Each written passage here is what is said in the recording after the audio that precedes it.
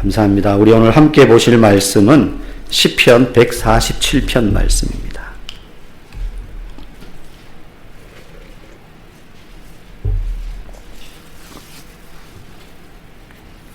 시편 147편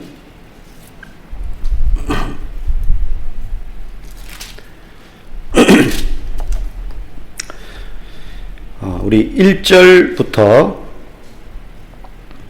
18절까지 말씀 보겠습니다. 1절부터 18절까지 말씀. 다 찾으신 줄 알고 우리 한 절씩 교독하시고 18절은 같이 읽겠습니다. 형제들아, 우리 하나님을 찬양하는 일이 선함이요 찬송하는 일이 아름답고 마땅하도다.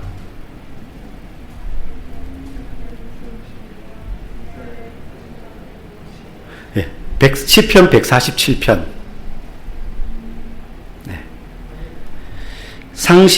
상심한 자들을 고치시며 그들의 상처를 싸매시는도다.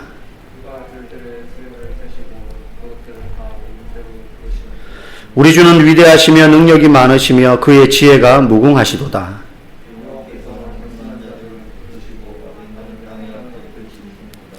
감사함으로 여호와께 노래하며 수금으로 하나님께 찬양할지어다.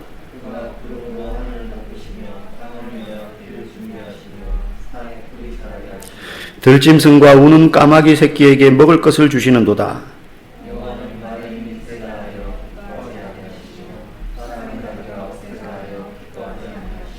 여호와는 자기를 경외하는 자들과 그의 인자하심을 바라는 자들을 기뻐하시는도다.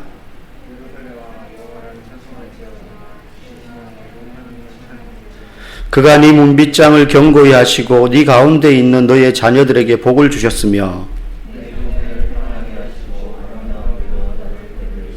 그의 명령을 땅에 보내시니 그의 말씀이 속히 달리는도다. 우박을 떡 부스러기 같이 뿌리시나니 누가 능히 그의 추위를 감당하리요. 그의 말씀을 보내사 그것들을 녹이시고 바람을 불게 하신즉 물이 흐르는도다. 아멘.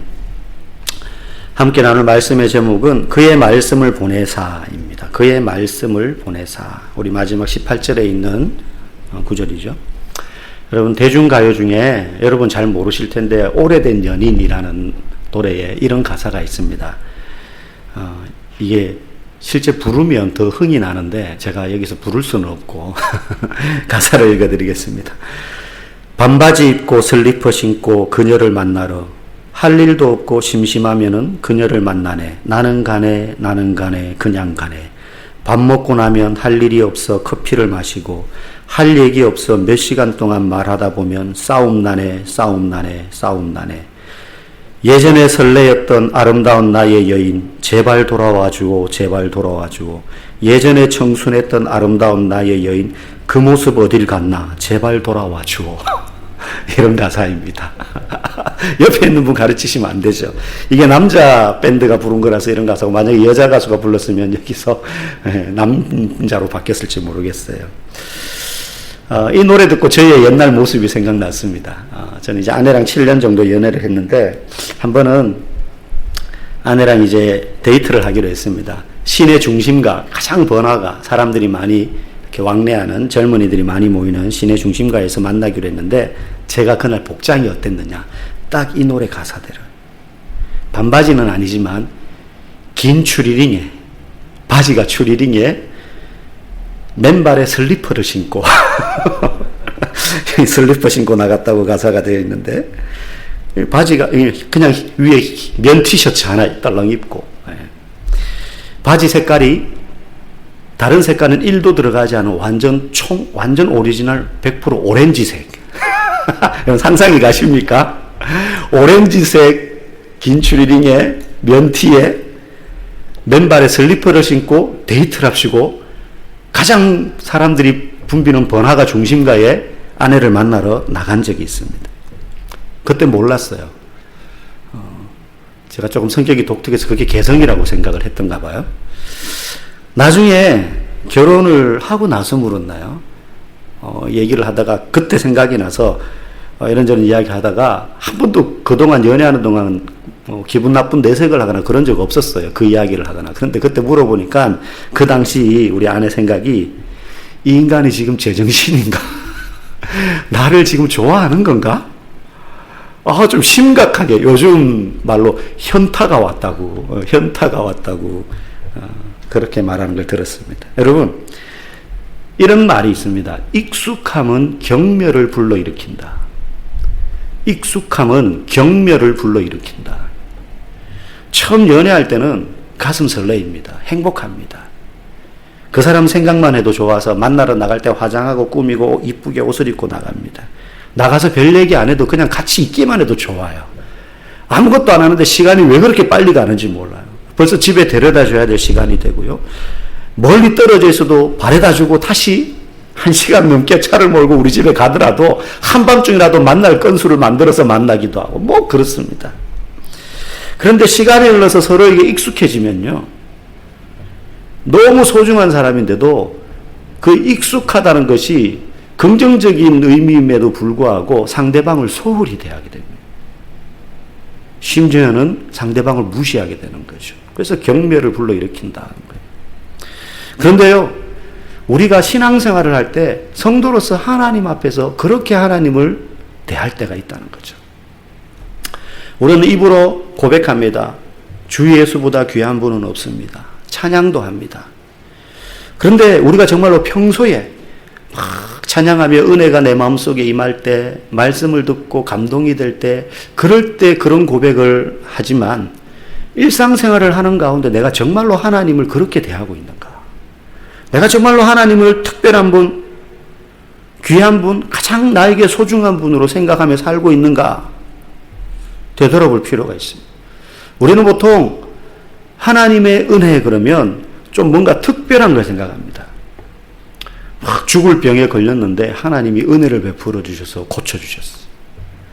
사고를 당해가지고 정말로 오늘 내일 하는데 하나님이 기적적으로 낫게 해주셨어요. 경제적인 어려움에서 갑자기 회복시켜 주셔서 대박 터지게 해주셨어요. 갑자기 급박한 일이 생겨가지고 막 기도했는데 바로 응답해 주시거나 할 때 우리는 하나님의 은혜가 크십니다. 하나님 짱 그러면서 찬양해요. 그런데 사실 하나님의 은혜 할 때 그 은혜는 그런 것만이 아니죠. 만약에 그런 기적이나 큰 일만이 하나님의 은혜고 하나님은 그렇게 우리에게 은혜를 베풀어 주시는 분이라고 한다면 하나님은 은혜에 굉장히 인색한 분이 됩니다. 그렇지 않습니까? 그런 일들이 흔한 일들이 아니잖아요. 막 우리가 그냥 일상적으로 죽을 병에 걸렸다가 낫고 막 이런 일이 그냥 일상적으로 일어나는 게 아니지 않습니까? 그죠? 사실 하나님의 은혜는요, 그렇기 때문에 막 그런 큰 일들 가운데 당연히 느끼고 경험하는 거지만 우리의 일상의 삶 속에서 하나님의 은혜는 더 많이 찾아볼 수 있고 경험하고 발견할 수 있다는 거예요. 특별히 우리가 간증거리가 될 만한 그런 놀라운 체험을 하는 것들도 있겠지만 하나님이 우리에게 베푸시는 은혜 중에 대부분은 우리 곁에 늘 있는 것입니다. 내 사랑하는 가족처럼 또 공기처럼 호흡하는 그 공기처럼 우리의 삶에 흔히 존재하는 일상적인 것들, 그 대부분이 하나님의 은혜라는 것이죠. 그런데 이런 것들에 너무 익숙하다 보니 그냥 당연하게 누리다 보니 그것이 하나님의 은혜인 줄 모르고 그러다 보니 감사할 줄 모르고 살 때가 많았어요. 그래서 언제 감사합니까? 뭔가 특별한 일이 생기면 감사한 마음이 드는 거예요. 그래서 이번 주엔 감사한금으로 이 감사를 표현해야지. 그 마음도 너무 귀하지만 사실 우리는 그런 일이 없어도 한 걸음 더 나아가면 우리의 삶에 문제가 생겨도 사실은 그 문제와 별개로 일상적으로 날마다 먹고 마시는 감사거리들이 은혜의 소재가 너무너무 많다는 것을 우리는 기억해야 돼요. 우리 옆에 있는 분 앞뒤로 돌아보면서 이렇게 인사합시다. 당신이 내 곁에 있는 것이 은혜입니다. 뭘 안 해도, 뭐 나한테 물 한 잔 갖다 주지 않아도 그냥 있는 게 은혜예요. 여러분 한번 생각해 보세요. 그 사람이 지금 여기 가치는 없다 하더라도 내 옆에 있다 생각하고 그냥 아무것도 나한테 해준 게 없어도 없다고 생각해 보세요. 이 세상에. 지옥 아니겠어요? 절망 아니겠어요? 그가 나한테 뭘 안 해줘도 있는 것만으로 은혜인 거예요. 있는 것만으로. 하나님의 은혜는 그런 거예요. 오늘 보면은 그런 하나님의 은혜에 대해서 쫙 이야기합니다. 우리 2절 3절 한번 읽어보겠습니다. 시작. 여호와께서 예루살렘을 세우시며 이스라엘의 흩어진 자들을 모으시며 상심한 자들을 고치시며 그들의 상처를 싸매시는도다. 자, 이건 지금 무슨 얘기냐면 이스라엘이 바벨론의 포로로 끌려가서 70년 동안 있다가 돌아오는 이야기를 지금 표현하고 있는 겁니다. 얼마나 그들의 마음이 상처를 많이 받았고 상심했겠습니까? 나라 잃은 서름으로 70년 동안 남의 나라에서 서름을 당했으니 얼마나 마음이 피폐해졌겠어요. 그런데 하나님께서 그 흩어진 이스라엘 사람들을 다시 모으시고 예루살렘을 세우시며 다시 재건하지 않습니까? 에스라라든지 느헤미라든지 스룹바벨 같은 사람들을 통해서 상심한 자들의 마음을 고치고 그들의 상처를 싸매시더라는 거죠. 이거는 하나님의 특별한 은혜입니다. 뭐 누가 일상적으로 나라 망해가지고 포로로 끌려가고 뭐 이런 일 잘 없죠. 이스라엘 사람들에게 이거는 특별한 하나님의 은혜이기 때문에 이렇게 하나님의 은혜를 노래할 만합니다. 그런데 그것뿐만이 아니에요. 2절과 3절이 특별한 하나님의 은혜를 말하고 있지만 그 외에 나머지 대부분 4절, 8절, 9절, 16절, 17절 오늘 본문 전반에 걸쳐서 나오는 내용들은요, 하나같이 이스라엘 사람들만 겪는 게 아니라 오늘을 살아가는 그때 그 사람들뿐만 아니라 지금을 살아가는 우리들도 흔히 주변에서 경험하고 누리며 사는 하나님께서 만들어낸 이 자연 만물을 통해서 우리에게 베풀어지는, 우리가 그렇게 호흡하듯이 느끼는, 누리는 그런 일상적인 은혜를 표현하고 있어요. 거기 보면 이런 표현이 나와요. 별들의 수효를 세시고 구름과 비를 내려 풀을 자라게 하시고. 우리 여기 교회 앞에 옥수수가 이렇게 있었는데 그동안 가물어가지고 거의 야 얘들은 올해는 안 되겠다. 이게 호수로 물 주는 거 가지고는 안 되는 거예요. 웬만큼 줘가지고 밑에 그 뿌리 내린 부분까지 물이 안 스며드니까 잠깐 해비치면 표면에 있는 물이 다 날아가 버리니까 뿌리가 흡수를 못 하는 거예요. 그런데요, 지금 한 며칠, 한 2, 3일 이렇게 왔잖아요. 하루 이틀. 옥수수가 다 죽은 줄 알았는데 훅 자랐어요. 훅 자랐어요. 들짐승을 먹이시고 우박과 눈을 내리시는 하나님. 여러분, 이거 그냥 보면 저절로 때가 되니까 비가 오는구나, 장마철이니까. 그런 저절로 움직이는 자연의 법칙들 같지만 사실 이 모든 것이 하나님이 베푸신 은혜 때문이라는 거예요. 여러분도 그렇게 믿으십니까? 여러분, 도대체 누가 이런 법칙을 만들었습니까?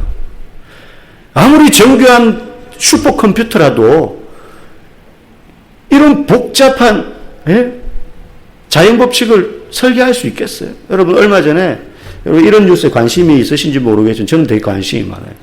나사에서 쏘아 올린 제임스 웹이라는 우주 망원경이 이제 몇 달 전에 쏘아 올렸어요. 그전에는 허블이라는 망원경으로 이 망원경은 지구에 있는 게 아니라 우주 공간에 쏴가지고 공간에 떠 있는 채로 우주를 찍는 거예요.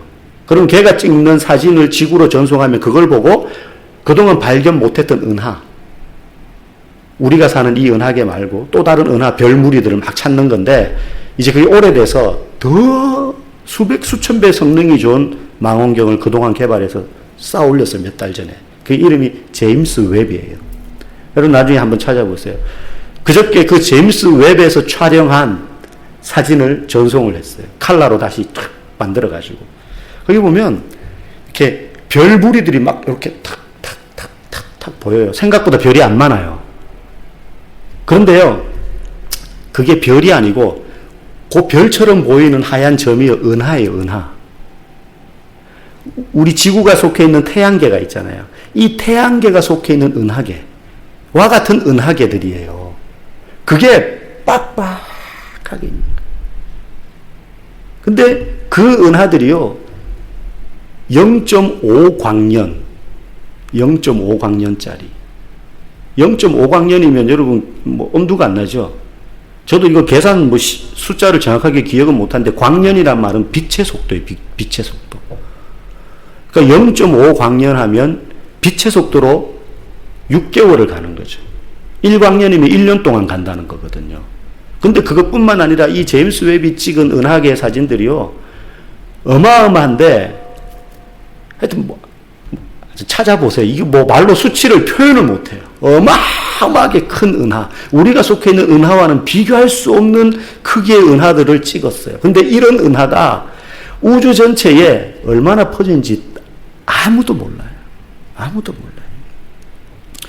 지금 이렇게 너무 거대한 걸 말하니까 별로 실감이 안 나잖아요. 여러분, 이 하나님이 만드신 이 세상의 법칙이 얼마나 우매한지, 이 주변에 있는 산에 있는 나무들은 우리 몸에 좋지 않은 이산화탄소는 흡수하고 우리에게 필요한 산소는 뿜어내잖아요. 그럼 이런 작용이 어떻게 가능합니까? 나무가 뇌가 있습니까? 생각을 합니까? 뭐 피가 돕니까? 근데 그렇게 해요. 그리고 사람은 또 그 산소를 마시고 살아요. 그럼 이게 저절로 그렇게 됩니까? 우리가 걷다가 뭐가 날라오면 찰나의 순간에 눈을 탁 감아요. 그 눈꺼풀. 이거 막 뇌에서 지시해가지고, 야, 지금 날파리가 저 전방 신비탑 앞에 날라오니까 미리, 야, 눈 감을 준비해. 이렇게 해가지고 부딪히는 순간 딱 감아! 이렇게 해가지고 감나요? 내가 생각할 틈도 없이 그냥 자연적으로 이루어지는 거예요. 이게 눈꺼풀이 그냥 뭐 아무것도 아닌 것 같은데도. 여러분, 눈싸움 해보셨죠? 이렇게 탁 째려보는 거. 눈싸움 하면 참는 거예요, 참는 거. 야, 막 눈이 시큰해지잖아요. 그럼 눈이 시큰해지는데, 그러다가 막 눈에 핏발이 섭니다. 서로 앉으려고 막 하다가 보면. 그러다가 나중에 눈을 오랫동안 안 감고 있으면 눈에서 뭐가 나오죠? 눈물이 고입니다. 그래서 뭐 슬픈 마음도 안 드는데 눈물이 여기 그렁그렁하게 맺혀요. 벌겋게 되면서. 여러분, 그게 정상이에요. 만약에 그런데도 눈물이 안 흐르잖아요. 그럼 우리의 눈에 질병이 생길 거예요. 그때 눈이 생겨가지고 눈이 뻑뻑해지는 걸 야, 얘 큰일 난다. 계속 이렇게 눈 뜨고 있으면 빨리 눈물샘을 자극해. 그렇게 해서 눈물이 고이게 만드는 거예요. 그리고 나서 이제 눈 몇 번 깜빡이니까 이상 없죠, 또. 네. 아무것도 아닌 것 같은데요. 이게 하나님의 은혜입니다. 우리 여기 신경 중에 하나만 이상해져 보세요. 여러분, 이런 은혜가 한두 개겠습니까? 셀 수 없이 많아요. 셀 수 없이 많아요. 우리가 이게 다 익숙하기 때문에 당연하게 여겨서 그냥 살아가지만 하나님의 은혜. 그렇기 때문에 우리는 날마다 감사해야 돼요. 아침에 일어나면 하나님 감사합니다. 차를 타고 하나님 감사합니다. 무사히 목적지까지 운전해서 오면 더 감사해야 돼요. 하나님, 나는 비록 차선과 안전속도와 신호를 잘 지키면서 왔지만 저 마주오는 저 트럭들이 내 쪽으로 안 튀어나오고 지 갈 길을 잘 가게 해주셔서 감사합니다. 내가 컨트롤할 수 없는 거예요. 내 차는 내가 컨트롤하지만 설거지를 하다가도 공부를 하다가도 그런 거 생각하면 눈물이 픽 놀면서 아버지 너무 감사합니다. 감사합니다. 그런 고백이 나오는 게 정상인 거죠. 이러한 하나님의 은혜가 우리에게 익숙하다 못해 당연하다고 여겨질 때 그때 우리의 마음에 감사가 사라지는 거예요. 그런데 그럴 때 우리의 가슴을 다시 한번 뜨겁게 회복시키며 하나님의 은혜에 대하여 깊이 생각하게 하고 감사할 수 있게 하는 게 있는데 우리의 신앙의 모습 가운데 그게 바로 찬양이에요. 찬양. 그래서 오늘 본문 1절 보면 이렇게 말합니다. 할렐루야 이렇게 시작해요. 하나님을 찬양합니다. 우리 하나님을 찬양하는 일이 선함이요 찬송하는 일이 아름답고 마땅하도다. 마땅하도다. 7절에 보니까 감사함으로 여호와께 노래하며 수금으로 하나님께 찬양할지어다. 12절에 보니까 예루살렘아 여호와를 찬송할지어다. 시온아 네 하나님을 찬양할지어다. 하나님의 은혜가 무엇인지 어떤 건지를 중간중간에 쭉 말하는데 그 사이사이에 마치 시작, 중간, 결말처럼 하나님 찬양해야 돼. 하나님 찬양하는 게 너무 당연해. 하나님 우리에게 이런 은혜 너무 당연하다고 여겨져서 감사할 줄 모르고 살아가지만 사실은 은혜인 것들이 얼마나 많니? 그러니 우리는 하나님 찬양해야 돼. 하나님을 찬양하면 또 그 은혜가 생각나는 거예요. 생각. 우리의 일상에 늘 반복되는 삶 속에 하나님이 놀라운 은혜를 베풀어 주시지 않느냐. 그러니 찬양하는 게 마땅하다. 찬양하는 게 마땅하다. 찬양을 그래서 많이 할수록 좋습니다. 부르기도 하고 듣기도 하고 찬양을 하면서 하나님의 은혜를 표현하고 감사하는 거죠.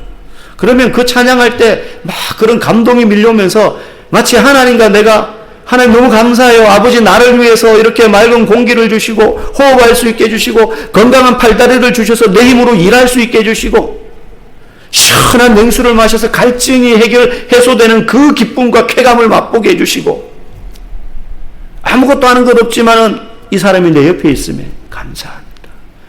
그러면서 하나님을 막 찬양하고 고백하며 은혜를 감사하고 경배하며 하나님이 또 내게 은혜로 응답하시는 것을 찬양 가운데 느끼는 것이죠. 그 찬양은 우리의 입술의 고백으로 뿐만 아니라 우리의 삶으로 찬양해야 되는 것이죠. 그래서 오늘 11절에 이렇게 말합니다. 여호와는 자기를 경외하는 자들과 그의 인자하심을 바라는 자들을 기뻐하시는도다. 입술로만 찬양하는 게 아니라 우리의 삶을 통해서 찬양하는데 하나님을 경외하고 그의 인자하심을 바라는 자들을 기뻐하신다 그래요. 여러분, 교만한 자는 찬양할 수 없습니다. 그래서 10절에 그 앞에 이런 표현이 나오죠. 여호와는 말의 힘이 세다 하여 기뻐하지 아니하시고 사람의 다리가 억세다 하여 기뻐하지 않는다. 내 힘과 능력, 내가 가지고 있는 것이 많아서 그걸 가지고 누리며 사는 사람은 하나님 찬양하기가 어렵습니다. 그래서 예수님도 부자가 천국에 들어가기가 얼마나 어려운지 약대가 바늘기로 들어가는 것보다 더 어렵다 그러잖아요. 아무래도 가진 게 많으면 그걸 의지합니다. 그걸 의지합니다. 그래서 하나님 찬양하기가 쉽지 않죠. 그래서 내가 약한 존재입니다. 나는 연약한 사람입니다. 그걸 인정하고 항상 염두에 두는 사람이 하나님을 기쁘게 찬양할 수가 있게 되는 것이죠. 오늘 그런 성도에게 주시는 은혜가 있습니다. 하나님의 또 다른 특별한 은혜가 있습니다. 아팠다가 병이 낫고 사업이 망했다가 성공하게 되고 이런 것만 특별한 은혜가 아니라 그 누구라도 우리 모두에게 주시는 하나님의 특별한 은혜가 있습니다. 우리 마지막 18절 말씀 읽어보겠습니다. 시작. 그의 말씀을 보내사 그것들을 녹이시고 바람을 불게 하신즉 물이 흐르는도다. 여러분, 이스라엘 지도를 보면 우리 제자반 하신 분들은 생각날 거예요.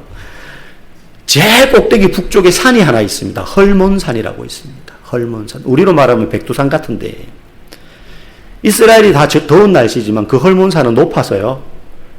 위에는 만년설이 있습니다. 그러면 그 만년설이 녹아가지고 내려오면서 물이 점점 많아지겠죠. 그게 요단강으로 흘러가는 거예요. 갈릴리 바다 요단강으로 이렇게 쭉 흘러내려가는 거예요.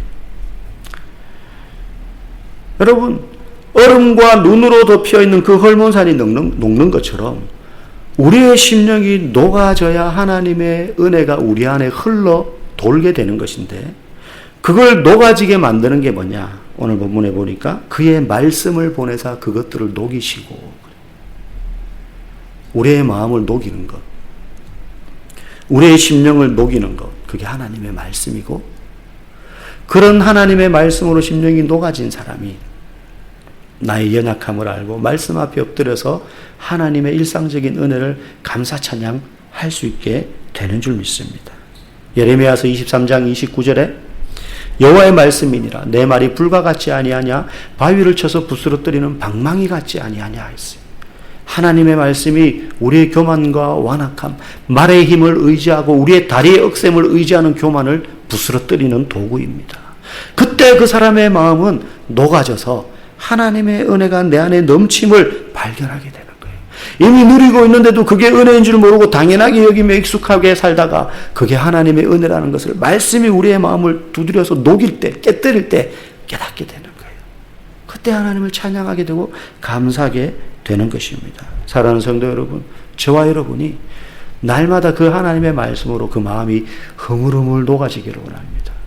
그렇게 녹아져서 주님, 이것도 하나님의 은혜군요. 이것도 하나님의 은혜군요. 제가 잊어버리고 있었습니다. 감사합니다. 찬양합니다. 노래합니다. 경배합니다. 그렇게 하나님의 은혜를 발견하고 날마다 찬양하며 살아가시는 우리 모두가 되기를 주님의 이름으로 간절히 축복합니다.